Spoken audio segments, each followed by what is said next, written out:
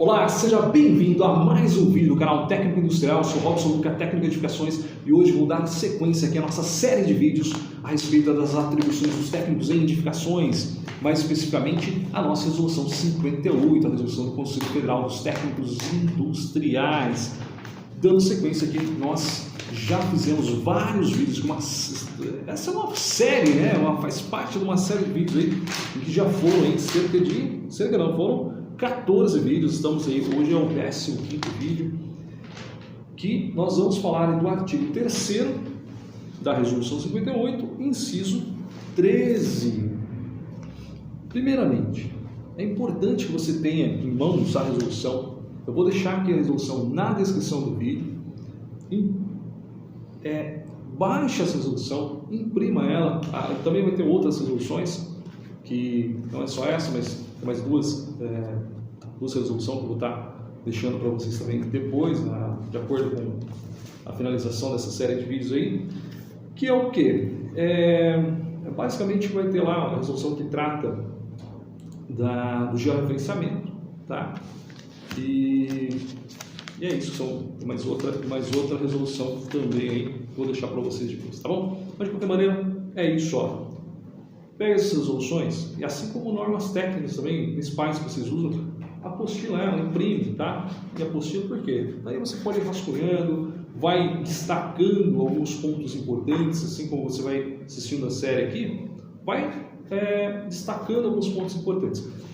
Você tem que ter em mente o que você pode fazer, quais são as suas atribuições. Vai ter muita coisa que você talvez não saiba, não aprendeu no curso, mas tudo que está aqui, se você não sabe exercer de fato, você tem condições de buscar, porque pode ser qualquer curso. Às vezes vai ter um pessoal mimizento que vai falar assim, não, mas você não aprendeu no curso. Não, entendo assim, você não tem na grade, não descrito exatamente, não, esquece. Nenhum curso vai te ensinar você a atuar plenamente na sua área. Um exemplo, não tem nada a ver com a nossa área, né? Direito. Você vai fazer o curso de Direito, você vai aprender tudo, um geral do Direito. É 5 anos aprendendo o geral, só que você vai aprender a atuar, não. Existe Direito Trabalhista, Direito Penal, né, que é o criminal, Previdenciário, Direito Civil. Dentro do Direito Civil tem Direito Imobiliário, tem muita coisa. Você acha que você vai aprender tudo? Você aprende lá, por exemplo, você vai aprender, por exemplo, o direito ambiental, você vai aprender a fazer lá as normas principais, as leis principais, mas você não vai aprender a atuar plenamente no direito ambiental. Você vai depois ter que se especializar através de doutrinas, né? Doutrinas técnicas, tá? Literatura técnica. Tem também o direito criminal. O direito criminal é um mundo diferente. Cada área do direito, por exemplo, você tem um mundo totalmente diferente. E você aprende tudo? Não aprende. Na engenharia, pegar engenharia civil, tá? Você vai aprender tudo na engenharia civil? Você vai aprender tudo plenamente? Não, você vai aprender a introdução, o geral, o aspecto geral das normas, o cálculo, mas é o básico, a gente pode até dizer entre aspas, né? Entre aspas mesmo, o básico, tá? Você vai aprender a atuar lá, vai fazer o cálculo estrutural, por exemplo, pegar um nicho específico, estrutura de concreto armado. Você vai aprender a fazer, por exemplo, calcular o pilar, calcular as vigas, mas é o básico. Agora, você tem outras disciplinas que te dão suporte para a concepção estrutural, que é o mais importante de tudo. A concepção estrutural é o mais importante de tudo. E sem alongar mais o vídeo aí, mas para que você entenda o seguinte, você vai fazer o cálculo, aprender a fazer o cálculo nos pilares. Na vida profissional, você vai encontrar situações que você nunca viu. Você vai aprender pilar de centro, pilar de canto, o pilar, né, lateral, enfim. Só que daí na hora prática, você vai ver que não é tudo bonitinho, tudo centralizado, está tudo no baricentro. Olha que beleza, tudo no projeto que você aprende no curso, seja um técnico de edificações, engenharia, arquitetura, você vai aprender tudo bonitinho, né? Tudo no centro, tudo no baricentro, olha que legal. Não, olha, vamos aprender aqui como se você tiver um pilar deslocado a uma fundação, né? aprender a fazer a sapata de canto. Olha, então você tem todo o sapato, quando ela está tudo certinha, né? No posicionamento, tudo no meio do terreno, tá legal, mas enquanto está no canto, então você tem que aprender a fazer uma sapata de canto. Daí você aprende, então eu aprendi a fazer sapata de canto. Não, na hora prática, aquilo que você aprendeu lá vai ter inúmeras aplicações diferentes. Tá? Mas é de canto, mas só que você tem uma torção um pouco diferente. Você tem um pilar. Assim, ó, o que eu quero dizer é o seguinte: na vida prática, qualquer curso que você vai fazer, seja técnico, seja graduação, não te prepara para todas as situações. Porque você pode fazer projeto, você pode fazer. É só projeto de construção. Eu não vou nem fazer, isso ainda é muito abrangente. Então, assim, você só vai fazer uma coisa na sua vida: esclerometria, por exemplo, um teste de esclerometria. Se você pode fazer 10 esclerometrias no mesmo dia, cada uma vai ter uma diferença. Cada uma vai ter um ponto ali que você vai ter que ter uma aplicação, uma expertise diferente para você fazer o ensaio, para você dar o resultado. Tá? Então é isso. Ou seja, tudo, e você vai só metade do vídeo falando sobre isso, porque é importante que você entenda o seguinte: se alguma coisa daqui você não domina, você tem condição de aprender. Porque o mais importante de tudo que nós aprendemos nos cursos, além da introdução geral, do você ter ser apresentado para o mundo daquela disciplina, daquela modalidade técnica, você aprende onde buscar as coisas, você aprende que deve ter responsabilidade. A ética é muito importante, ninguém valoriza, né? As aulas de ética, mas é muito importante, porque você sabe o seguinte: se você fizer um projeto e esse projeto entrar em colapso, for cair, fizer a casa cair, ela pode ter fatalidades. Não é nem questão econômica, né? Mas é questão fatalidades aí, pode ocasionar aí danos não só patrimoniais, mas sim a vida. Bom, e tem coisa que a gente não pode falar aqui no Google, né? Então, no YouTube, senão ele divulga o vídeo. Entendeu? Fatalidades com a vida, tá? Infelizmente, acontece. Tá bom? Então, você tem que saber a responsabilidade. Tudo que você faz, existe a responsabilidade civil e criminal. Além, né, sem falar que o principal, eu acho que é a ético e moral. Tá bom? Mas vamos lá, isso só para você, porque tem muita gente que não tem contato com o pré-moldado, pré-fabricado, artefatos de concreto. Por isso que estou dando essa introdução nesse vídeo, tá bom? Porque eu tive a oportunidade de ter contato com pré-fabricados e concreto, a parte de concreto. Então eu tive contato com empresas que trabalhei, foi fantástico, que foi empresa de pré-fabricados, empresa que é usina de concreto, tá? Tem concreto plástico, né? Entrega de concreto plástico e bloco de concreto. Então, eu tive a oportunidade de eu aprender que cada um é um mundo diferente. Você pega o concreto plástico, o concreto seco, é totalmente diferente para você utilizar ele, a aplicação dele. Tá bom? Mas Robson aprendeu isso no curso? Não, você aprende que existe concreto plástico e concreto seco. Agora, e tem uma diferença, mas na hora de você aplicar, você fazer o teste diário ali, não só os ensaios, mas você saber diário, você não vai pegar tudo, sai fazer o ensaio, né? Então você tem que, por exemplo, bloco concreto seco. Você pega lá, pega o concreto na introdução, você pega um pouco de concreto lá, põe lá uma barrinha de concreto, uma barrinha metálica e segura aqui, puxa aqui, ó. Você vai ver que ele vai sair, o jeito que ele sair aqui, basicamente você vai pegando a manha, né? Ele vai sair lá do jeito que vai ser o bloco. Então você vai saber se ele vai sair penteado ou não, que a gente fala no jargão lá, o pessoal que fabrica blocos aí, que é aquele riscadinho assim bonitinho, que é a ideia, não vou aprofundar nisso não, pessoal, só para entender. Então você tem a questão assim, concreto seco, por exemplo, você tem que, quanto mais seco, ele é melhor para você fazer fabricação. Só que ele tem que ter a umidade mínima para que ele faça o processo químico no bloco, que o bloco realmente que você utilize 100% lá, não utilize 100%, mas que utilize o máximo possível do concreto, do cimento, tá bom? Então, são coisas que você não vai aprender, foi aprender na fábrica de bloco lá, pessoal que prático, tá? São detalhes que daí faz toda a diferença na hora de você fazer a dosagem do concreto e nas questões diárias. Então é isso. E E também aprendi muito o quê? Na literatura. Tem bloco. Onde você vai aprender uma disciplina do bloco? Não. Livros técnicos, tá?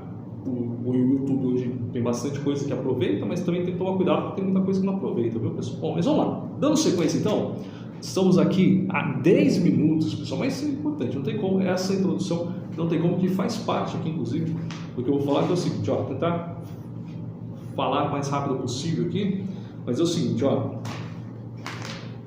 Então, o legislador, entendo que, não vou falar do legislador, mas os nossos conselheiros, né, quando eles foram fazer essa resolução, entendo que eles, acho que faltou dizer, né, que também é pré-fabricado, mas, a princípio, eu entendo que os nossos conselheiros acabaram não deixando bem claro isso, né, mas a questão do pré-moldado e o pré-fabricado, o pré-moldado ficou claro, mas não ficou claro se podemos ser responsáveis técnicos por pré-fabricados.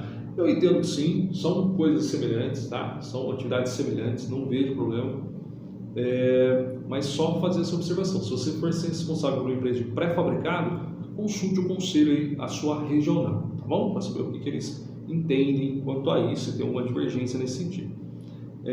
Lembrando que tudo que está aqui é um rol exemplificativo, até é taxativo no seguinte, de que nós podemos fazer isso, tá? Tudo que está aqui na resolução, mas ele não é taxativo no seguinte, que realmente é só isso, tá? Porque a gente fala até taxativo, quando é só aquilo, olha, é isso que pode fazer, não pode fazer nada mais. Ele realmente é um rol exemplificativo, eu posso dizer assim, porque você pode fazer tudo que está aqui, entre outras coisas, tá bom? Mas o que está aqui, tudo aqui está garantido, tá bom? Se tiver alguma outra dúvida, alguma outra atividade, tem que ser revisto aí, tá bom? Mas, enfim, no tudo que está aqui na resolução, não existe dúvida, beleza? Vamos lá. Então, pré-moldado e pré-fabricado. O que é pré-moldado? Vou começar pelo pré-fabricado. Pré-fabricado, você tem uma empresa, você tem um local específico em que você tem toda uma estrutura para você fazer, seja lajes, seja o projeto completo, né, com galpões, seja a casa. Hoje tem casa aí pré-fabricada, então você vai ter toda uma estrutura para fazer a moldagem naquela estrutura ali, moldagem seja da casa, dos pilares, enfim, e para você compor um projeto. Compor projetos diversos, na verdade.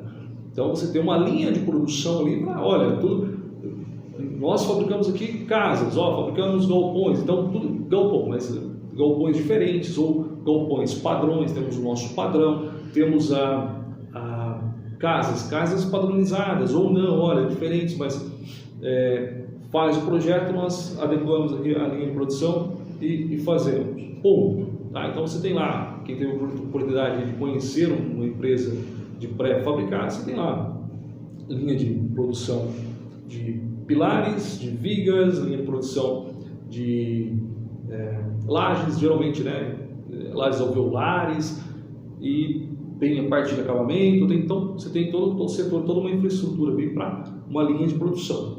O pré-moldado, por outro lado, você vai ter um projeto específico. Pode ser uma casa, um galpão, alguma coisa, uma ponte, tá? Pode ser uma ponte também, então você tem ali. Digamos que você vai fazer a edificação, seja qual é ela, nesse lote, nesse terreno. E você tem um terreno do lado, tá? Ou pode ser até no mesmo terreno, tá? Você tem um espaço próximo ali. E pode ser do lado, ou pode ser em outra localização, pode ser até longe, tá? Mas você vai montar uma estrutura ali para que você faça a moldagem, vamos falar a parte de concreto especificamente. A parte de concreto você faz a moldagem nesse local, nesse terreno, e vai levar e fazer a instalação dessas peças no local definitivo. Então, digamos, você vai fazer as caixarias aí para fazer os pilares. Daí aqui você faz a infraestrutura, né, a fundação.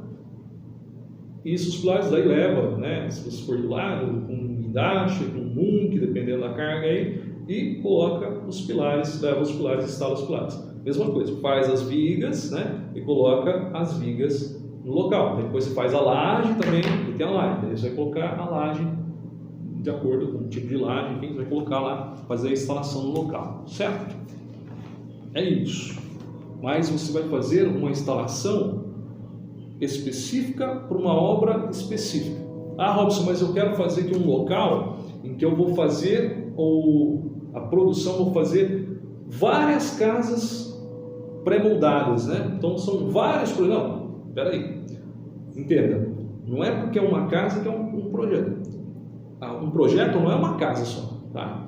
Você vai fazer uma casa, olha, é um projeto, mas você pode ter vários projetos dentro de um projeto. Então você pode ter conjunto habitacional lá, casas, tá? Então você vai ter um projeto todo. O que é um projeto, pessoal? Tem aqui um vídeo falando no canal. O que é um projeto?